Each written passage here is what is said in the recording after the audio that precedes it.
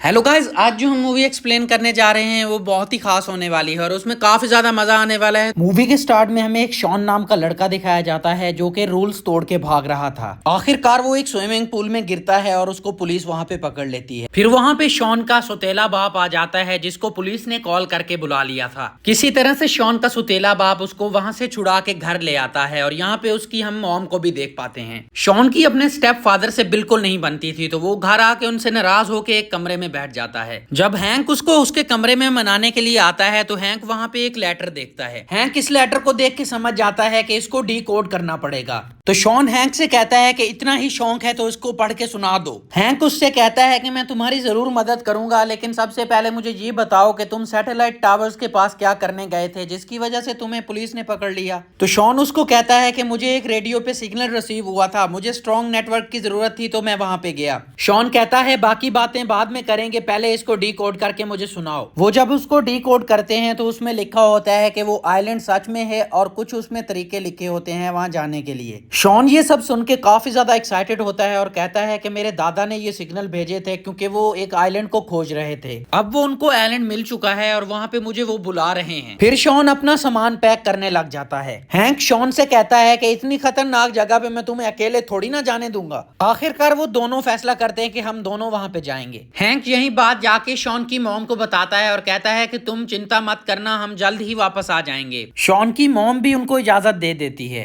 अगले दिन वो पालाओ पहुंच जाते हैं उस आइलैंड पे जाने के लिए। वो जिस किसी को भी उनको आइलैंड पे लेके जाने का कहते हैं तो वो कहते हैं कि तुम्हारा दिमाग खराब है, वहां पे जाके मरना है तुमने। लेकिन $1000 सुन के कबाटू नाम का आदमी वहां पे जाने के लिए एग्री हो जाता है। फिर वहां पे कबाटू की बेटी आ जाती है। वो अपने पिता से कहती है कि मुझे ये लोग मजबूर लगते हैं, क्यों ना इनसे $4000 लिए जाएं। शॉन के पास कोई और ऑप्शन नहीं होता तो हैंक शॉन की बात मान के वो राइड बुक कर लेता है। शॉन जब कैलानी को देखता है तो वो उसको काफी ज्यादा पसंद आती है। थोड़ा सा आगे जाने पर उनको कोई आइलैंड तो नहीं मिलता, लेकिन वहां पे एक बहुत बड़ा बवंडर आता है। वहां पे उनका प्लान बहुत बुरी तरह से क्रैश हो जाता है और वो एक मिस्ट्री आइलैंड पे पहुंच जाते हैं। तो शॉन उनको कहता है कि अब तुम्हें यकीन आया कि ये आइलैंड सच में भी है। फिर वहां पे उनको एक गुफा मिलती है। जब वो उस गुफा के पार निकलते हैं तो वो आइलैंड उनकी सोच से भी ज्यादा खूबसूरत था। इस आइलैंड की एक ये भी खूबी थी कि यहाँ पे बड़े जानवर छोटे और छोटे जानवर बड़े हो जाते हैं। फिर वो वहां से अपने दादाजी को ढूंढने के लिए आगे निकल पड़ते हैं। थोड़ा सा आगे जाने के बाद इनको लगता है कि हमारे नीचे पत्थर हैं, लेकिन नहीं, वो एक बहुत बड़ी छिपकली के एग्स थे। गपाटो के पांव के नीचे जो एग था वो क्रैक होने लगता है और गपाटो उसमें नीचे गिर जाता है।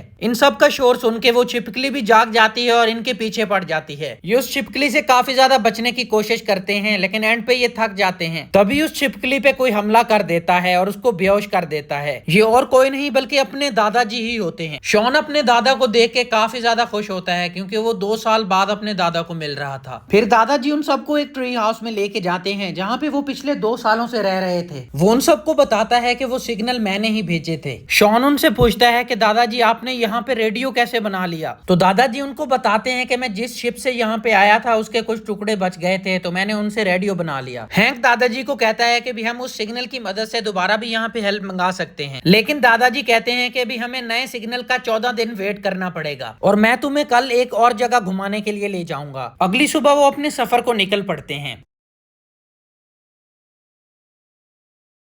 उन सबको ये पता था कि काफी टाइम पहले ये शहर तो डूब गया था, तो फिर अचानक से ये वापस कैसे आ गया। फिर दादाजी सबको बताते हैं कि ये ऐसा आइलैंड है जो कि 70 साल के लिए पानी में रहता है और 70 साल के बाद पानी से ऊपर आ जाता है। शॉन उन सबको बुक के अकॉर्डिंग बताता है कि यहाँ पे कैप्टन नीमू की मम्मी भी होगी और यहाँ पे सबमरीन भी होगी। तो दादाजी कहते हैं कि हाँ बिल्कुल वो यहीं पे हैं। हैंक उस जगह को बिल्कुल वेरीफाई करता है और कहता है कि भाई ये जगह 2 से 3 दिन में डूब जाएगी। किसी को भी उसकी बात पे यकीन नहीं आता, लेकिन वो उनको समझाता है कि मैं कंस्ट्रक्शन का काम करता हूं और मुझे इनके बारे में सब पता है। उस बुक के अकॉर्डिंग कैप्टन नीमू की मम्मी भी कहीं आसपास होनी चाहिए थी। आखिरकार वो उस सुरंग को ढूंढ लेते हैं और कैलानी उसके अंदर जाती है। अंदर जाने पे वो कैप्टन नीमू की मम्मी देखती है और उसके हाथ में एक किताब जिसमें सबमरीन की इंफॉर्मेशन थी। फिर वहां पे अचानक अर्थक्वेक आ जाता है। बड़ी मुश्किल से कैलानी वहां से बाहर निकलती है। फिर वो बुक में पढ़ते हैं कि यहाँ से सबमरीन तो काफी ज्यादा दूर है। दादाजी उन सबको कहते हैं कि भी हमें यहाँ से एक शॉर्टकट लेना होगा, लेकिन लेकिन उस रास्ते पे खतरा बहुत ज्यादा है। उनके पास कोई ऑप्शन नहीं होता, तो इस वजह से उनको शॉर्टकट लेना पड़ता है। रास्ते में उनको काफी ज्यादा अजीब चीजें दिखाई देती हैं। काफी देर सफर करने के बाद उनके सामने चट्टानें आ जाती हैं जिन पे वो चढ़ नहीं सकते। फिर हम अचानक देखते हैं कि दादाजी बहुत बड़ी मधुमक्खी से लिफ्ट ले लेते हैं। फिर वो सब उन मधुमक्खियों पे बैठ के अपनी मंजिल की तरफ बढ़ने लगते हैं।